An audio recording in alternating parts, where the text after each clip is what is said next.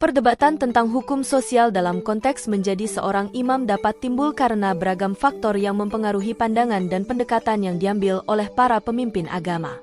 Beberapa alasan mengapa terjadi perdebatan tentang hukum sosial dalam konteks menjadi seorang imam antara lain.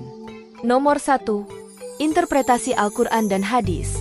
Perbedaan dalam interpretasi terhadap teks suci Al-Quran dan hadis dapat menyebabkan perbedaan pendapat mengenai hukum sosial yang harus diterapkan oleh seorang imam.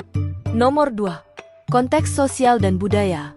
Perbedaan konteks sosial dan budaya antar komunitas dapat memunculkan perbedaan pendapat mengenai relevansi dan implementasi hukum sosial dalam kehidupan sehari-hari. Nomor 3. Perubahan zaman.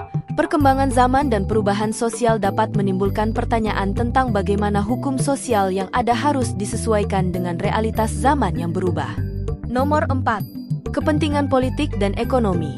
Adanya kepentingan politik dan ekonomi tertentu dapat memengaruhi pandangan seorang imam dalam menafsirkan dan menerapkan hukum sosial dalam masyarakat.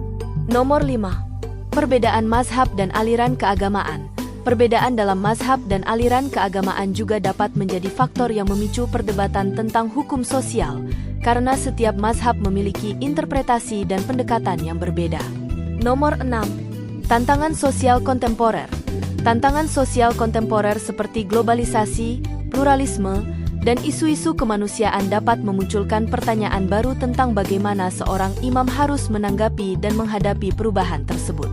Nomor 7. Keterbatasan pengetahuan dan pengalaman. Keterbatasan pengetahuan dan pengalaman seorang imam dalam memahami dinamika sosial dapat menyebabkan perbedaan pendapat dalam menafsirkan hukum sosial. Nomor 8. Keterlibatan politik. Keterlibatan seorang imam dalam politik juga dapat memicu perdebatan tentang hukum sosial, karena adanya pertautan antara kepentingan politik dan agama. Dengan adanya perdebatan tentang hukum sosial dalam konteks menjadi seorang imam, penting bagi para pemimpin agama untuk terus berdialog, mendengarkan berbagai pandangan, dan mencari solusi yang dapat memperkuat nilai-nilai keadilan, kebenaran, dan kemanusiaan dalam masyarakat.